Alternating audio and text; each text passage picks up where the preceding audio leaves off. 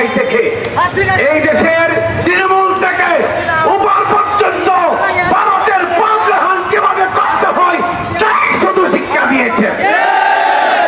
আমাদের এই দেশের সবচেয়ে পরিষ্কার জনগণের জন্য যারা সেবক হিসেবে কাজ করেন, যারা জনগণের সেবক, যাদের প্রত্যেকটা কাজ জনস্বার্থে দেশের জন্য, প্রশাসনের যারা বসে আছেন, প্রশাসনের বিভিন্ন দায়িত্ব যারা পালন করেন, পুলিশ কর্মকর্তা, এই পুলিশ কর্মকর্তাকে হাসিনা সরকার ভারতের দাবেদার বানিয়ে কলঙ্ক করেছে, কলঙ্ক করেছে।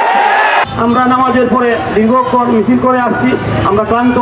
আমাদের সামনে প্রোগ্রাম আছে, আমরা যে প্রোগ্রাম নিয়ে আজকে বের হয়েছিলাম, ভারতের যে বক্তারা, যে পুরোহিত আমাদের বিশ্বনবীকে সাল্লাল্লাহু আলাইহি সাল্লামকে কটূক্তি করেছে তার ফাঁসি চাই আমরা ইনশাআল্লাহ।